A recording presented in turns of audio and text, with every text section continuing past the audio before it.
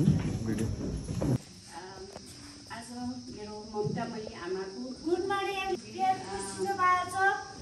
हामीले यहाँहरूको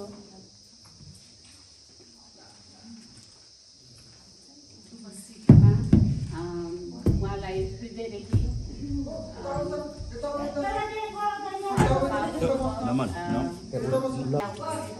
सम्पूर्ण आत्माभरमा मेरो हृदयदेखि नमस्कार। मेरो मम्मीको बारेमा मलाई अलिकति तपाईँहरूसँग सेयर गर्न चाहन्छु। उहाँ चाहिँ 2016 सालमा जन्मिनुभयो र हाम्रो आमा हाम्रो लागि सधैँ यस संसारमा धरतीमा हामीलाई हाम्रो साथमा रहिरहोस्। उहाँ जीवित हाम्रो लागि भगवान हुनुहुन्थ्यो। उहाँलाई सम्झेर मात्र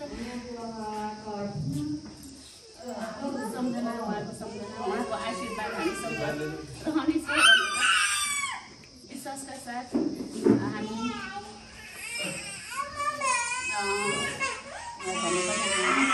विश्वासका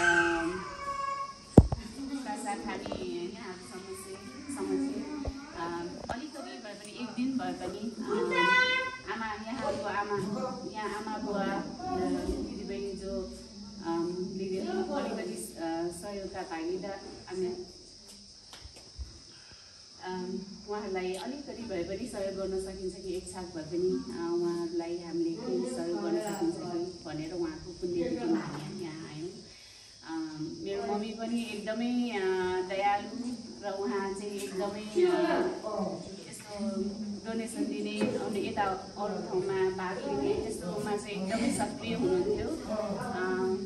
2 वर्षदेखि क्यान्सरमा सफल रहनु भएर पनि उहाँले कतै केही सेवाको मौका पायो भने उहाँले कहिले पनि छोड्नुहुन्न थियो र हामीले सधैँ उहाँलाई आफ्नो नै ख्याल गर्नु, अरूको भन्दा पनि आफ्नो स्वास्थ्यको ख्याल गर्नु भनेर जहिले पनि उहाँलाई सम्झाउँथे। तर उहाँको मन एकदमै दान खालको हुनुहुन्थ्यो। तर हामीले उहाँले जस्तो हामीले गर्न नसके पनि उहाँको पर्छाइलाई चाहिँ हामीले पछ्याउने नै छौँ। यो चाहिँ सानो सुरुवात हो तपाईँहरूलाई भन्न चाहन्छु।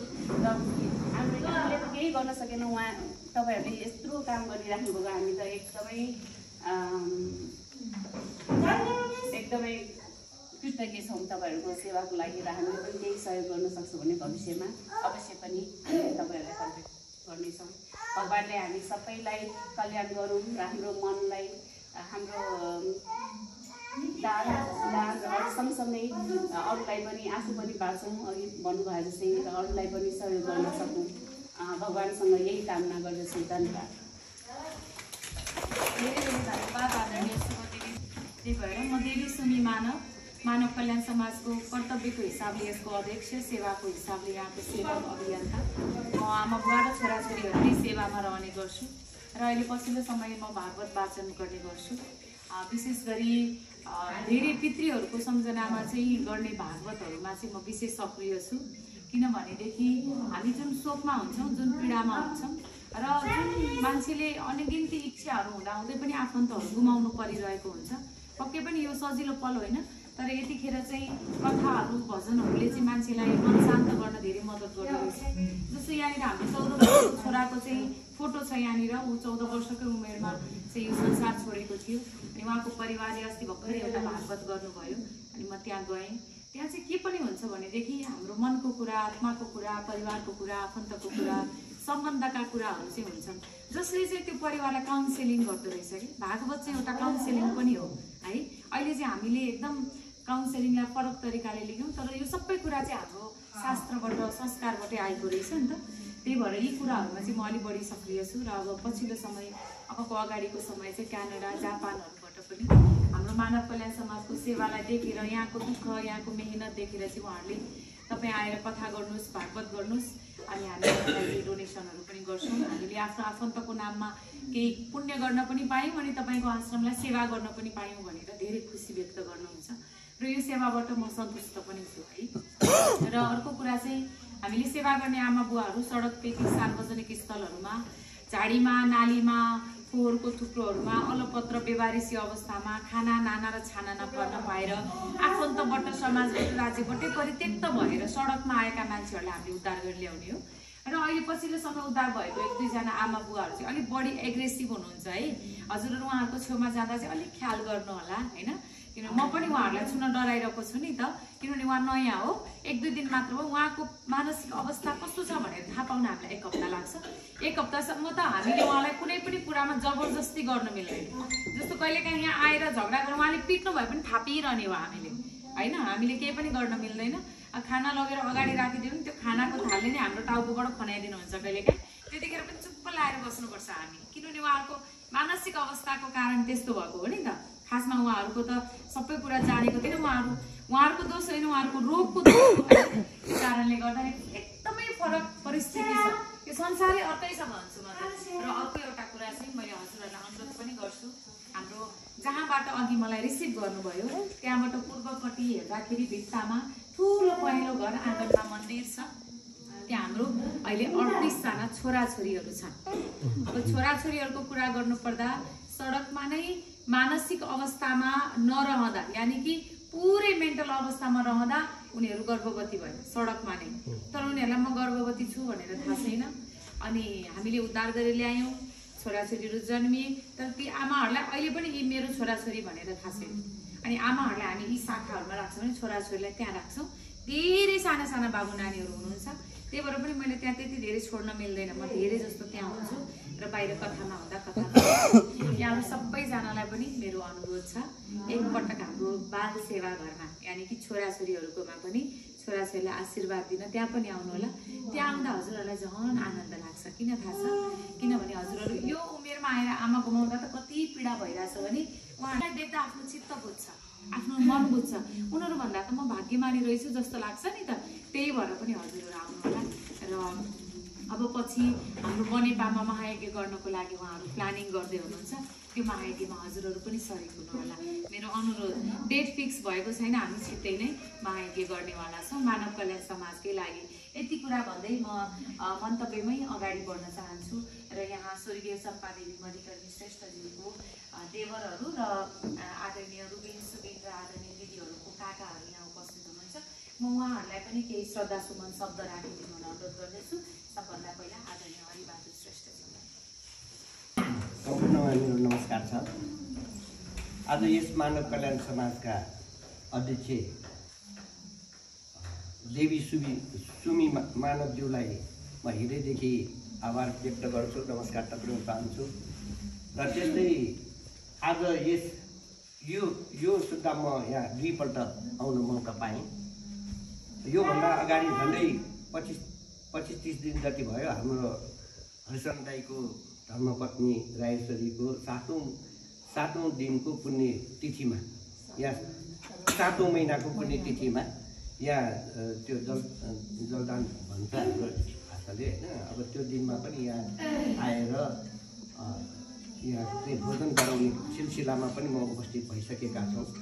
त्यसै कारणले गर्दाखेरि त्यही कुरा नै आज यसरी हामी आउँदाखेरि सबैजनालाई एउटा चाहिँ एकदम आनन्द र हाम्रो मनमा केही गर्नुपर्छ भन्ने कुरा लाएर नै आज हामीहरू हाम्रो भाउजू चम्पादेवीको चाहिँ आज 13औं पुण्य दिनमा पनि हामी यसरी त्यो कुराको सिलसिलामा हाम्रो घर परिवारमा कुरा हुँदाखेरि यसरी जाँदाखेरि राम्रो हुन्छ भन्ने कुरा भएको हुनाले हामीले हो त्यो कुरालाई चाहिँ धेरै राम्रो महसुस गर्यो। भन्दाखेरि मैले यसको श्रेय कहाँ दिन्छु भन्दाखेरि हाम्रो हरिशरण दाईलाई नै मैले दिन्छु, किनभने उहाँले हामीलाई यहाँ आउनको लागि मौका नदिनु भएको भए सायद हामी यहाँ चाहिँ पुग्ने थिएनौँ। र आज चाहिँ हामी यसरी आएर साँच्चै नै हामीले के महसुस भयो भने एउटा हामी मानिस भएर जन्मिएर लिएर खानु र आफूलाई मात्रै मौज मजा मस्ती गर्नको लागि मात्रै हामी जन्मेका होइनौँ रहेछ। हामीले केही एउटा समाजमा सेवाको भावले हामीले लक्ष्य अनुसार आफ्नो कमाइको केही कुराहरू केही रकमहरू छुट्याउनु पर्ने रहेछ भन्ने मैले महसुस गरेँ। र गत समयमा आउँदाखेरि पनि मैले भनेका थियौँ हाम्रो संस्थाको भनी सहकारी संस्थाको पनि अध्यक्षको हिसाबले हाम्रो संस्थामा पनि यो सेवाको लागि म केही गर्ने प्रण गरेर साथीभाइसित सल्लाह गरेर आगामी दिनमा पनि हामी आउने छौँ भन्ने मैले व्यक्त गरेका थियौँ। त्यो कुरामा साथीहरू सबैले मलाई सहर्ष स्वीकार गरेको छ र अनुकूल मिलाएर हाम्रो समयमा बैठक बसेर संस्थाको एउटा व्यक्तिले भनेर हुँदैन, संस्थाको सरसल्लाह गरेर मिटिङ बसेर केही समयपछि हामी आउने वाचा पनि गर्दछौँ। र साथै आज हामीले यो हाम्रो भाउजूको पुण्यतिथिमा हामीले चाहिँ एउटा उहाँलाई चाहिँ नचाहँदै पनि हामीले बताउन उहाँलाई चाहिँ सकेनौँ। तर चाहिँ उहाँ आध्यात्मिक संसारमा अवश्य पनि मलाई त जहाँसम्म लाग्छ आजको दिनलाई पनि उहाँले वास गरिराखेकै छ जस्तो मैले महसुस गरेका छौँ। उहाँलाई एउटा हृदयदेखि नै उहाँलाई हार्दिक श्रद्धाञ्जली अर्पण गरेर र हाम्रो यो शोक सन्तप्त परिवारमा प्रति पनि म एउटा हृदयदेखि नै संवेदना प्रकट गर्दै आगामी दिनहरूमा यस्तो सेवा भावको कुराहरू यहाँ आज मैले महसुस गरेँ। जति पनि उपस्थित भएका हाम्रा परिवारजनहरूले आफूले सकेको धेरै थोरै यहाँ सहयोग गर्नुभयो र आगामी दिनमा पनि मलाई पक्कै पनि उहाँहरूको मनमा यस्तो गर्नुपर्ने रहेछ भन्ने कुरा चाहिँ महसुस गरेको छ।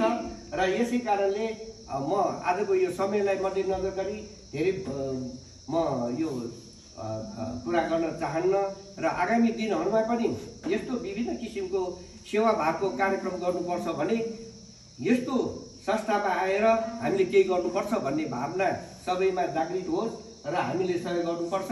र यस्तो हाम्रो आफ्नो परिवारलाई त व्यवस्था मिलाउन नसकेको बेलामा सुमी मानव उहाँलाई त मैले साँच्चै नै भनौँ भन्दाखेरि महामानव जस्तो मैले महसुस गरेको छु। किनभने यो भनेको सानो कुरा होइन, यसमा चाहिँ यस्तो अवस्थाको मान्छेहरूलाई सबैलाई व्यवस्था गरेर कसरी मात्रै व्यवस्था मिलाइराख्नु भएको छ होला भनेर हामी कल्पना पनि गर्न सकेको छैन।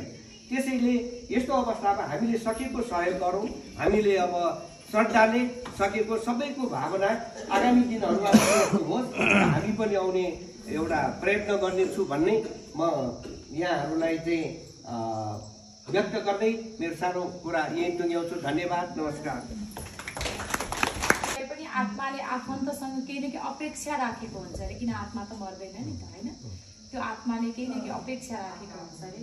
मलाई लाग्छ जस्तो सुकै अपेक्षा भए पनि यदि यहाँहरूले वर्षौँदेखि भोकाएका पेटहरूलाई भोजन खुवाएर आमाको तिथिमा चाहिँ यहाँ आइपुग्नु भएको छ भने पक्कै पनि आमाको आत्मा खुसी छ, आमाको आत्मा तृप्ति भएको छ, यो महसुस हामीले गरिरहेका छौँ भन्दै मैले आदरणीय कान्छा कुमार श्रेष्ठज्यूलाई पनि आफ्नो मन्तव्यको लागि हार्दिक अनुरोध गर्दछु।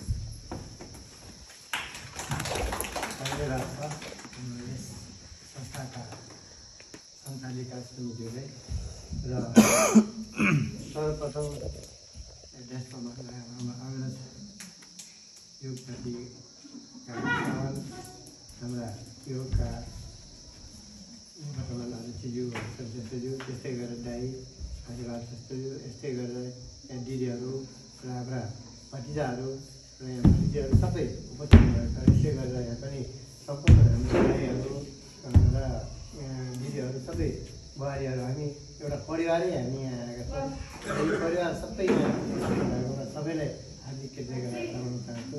र यस्तै गरेर यो मानव कल्याण समाजका जुन अघि भने चाहिँ हामीले दाइले भन्नुभएको थियो, त्यस्तै गरी हाम्रा पूजनीय सुमी मानव जुन भागवत वाचिका आदरणीय भागवत वाचिका पनि उहाँ हुनुहुन्छ।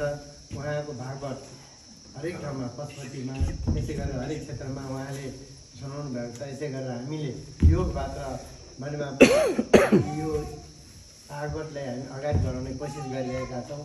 यसै गरेर सम्पूर्ण यहाँमा उपस्थित हुनुभएमा हार्दिक कृतज्ञताका साथ र म यहाँ योगबाट पनि पहिले हामीले भोजन गराएका थियौँ। त्यो अवस्थामा पनि हामी 1-2 वर्ष अगाडि नै भइसक्यो होला, त्यहाँ पनि हामी आएका थियौँ र भोजनमा सहभागी भएर हामीले र साथसाथै योगबाट हामी मुठीदानको हामीले पनि मुठीदान महिनामा जम्मा गरेर रासनहरू र नगरहरू स्वरूप हामीले यहाँ प्रदान गर्ने गरिरहेका छौँ। किनभने यो एउटा अति महत्त्वपूर्ण कार्य हो, यो एउटा एकदम सराहनीय कार्य हो। जस्तै हाम्रो परिवारमा घरमा एकजना बुढाबुढी आमाहरू हुन, सासु ससुरा हुँदाखेरि बुहारीहरूले कति गाह्रो हुन्छ उहाँहरूले हेर्न। तर यहाँ यस्तो समाजमा 50औँ 60औँ कहिले 100 जना पनि यहाँ हुनसक्छ। यस्तो हेर्नलाई कति गाह्रो होला हामीले महसुस गर्नु। त्यसैले हामी मानव भएपछि हाम्रो घर परिवारमा गएका बुढाबुढीहरूलाई सम्मान गर्ने, उहाँहरूले धेरै राम्रो तरिकाले राख्ने र आफूमा पनि राम्रो त्यसले हेर्ने प्रवृत्ति हामीले बनाउनुपर्छ। यसबाट सिको गर्नुपर्छ कि के भने हामीले घर परिवारमा पनि हाम्रो वृद्ध आमाहरू बुवाहरू हुनुहुन्छ, उहाँहरूलाई चाहिँ एकदम बाँचुन्जेल राम्रो कर्म गरेर राख्ने हामीले प्रयत्न गर्नुपर्छ। र बाँचुन्जेल चाहिँ हामी गाली गर्ने, झिजो मान्ने र बितिसकेपछि अनि हामी रुएर हुन्छ। जुन गर्ने भनेको चिज नै बाँचुन्जेल हो। बाँचुन्जेल गर्न सक्यो भने पक्कै पनि हामीले उहाँको आशीर्वाद दिन सकिन्छ। त्यसै गरेर हाम्रो मामा स्वामीज्यू पनि हेर्नुहोस्, यस्तो व्यवस्था गरेर यस्तो ठाउँमा सबै अहिले भन्नु नि यहाँ हेर्नु पऱ्यो, कान नसुन्ने, कुनै वस्तु कुनै निर्माण नगर्नु, यस्तो सबैलाई त्यहाँ राखेर उहाँले चाहिँ जुन कार्य गर्नुहुन्छ त्यो हामी सराहनीय कार्य हो। यसलाई हामीले त्यही गर्नुपर्छ। र अब अर्को कुरा पनि भाउजू, मेरो साइली भाउजू हुनुहुन्छ चम्पादेवी, र हामी बच्चामै उहाँले बिहे गरेर ल्याउनु भएको थियो। र हाम्रो आमा सर हुनुहुन्छ, उहाँले हामीलाई धेरै स्याहार सुहार पनि गर्नुभएको छ। किनभने हामी बच्चा हुँदै थिएँ, फेरि उहाँबाट चाहिँ धेरै कुराहरू हामीले सिक्न पाएका छौँ। उहाँबाट हामीले स्याहार सुहार गरेको छ। ती कुराहरू हामीले बिर्सन सकिँदैन, हामीले मनन गरिरहनु पर्ने हुन्छ। र पक्कै पनि हामी एक दिन त धरती छोडेर जानै पर्छ। तर हामीलाई माया लाग्छ, आफ्नो परिवारलाई सधैँ हामी हेरिरहन पाए हुन्थ्यो भनेर। तर छोड्दैन, हाम्रो बाउ बाजेहरू आमाहरू सबै बित्नुभयो, धरतीबाट छोड्नुहुन्छ। र त्योलाई नै हामीले मनन गरेर धेरै ध्यान गर्न सक्ने पनि हामी हुनुपर्छ। र हाम्रो पैसाहरू पनि धेरै शक्ति प्रदान गरौँ, यो परिवारलाई नै धेरै ध्यान गर्ने शक्ति प्रदान गरौँ भन्ने म धेरै समय नलिकन तपाईँहरूको माझ छोडिदिइरहन्छु। हस् त, सबैले असुत्वमा सद्भूमय तमसुमा ज्योति धुमेर मृत्युमा अमृतम गमय ओम शान्ति।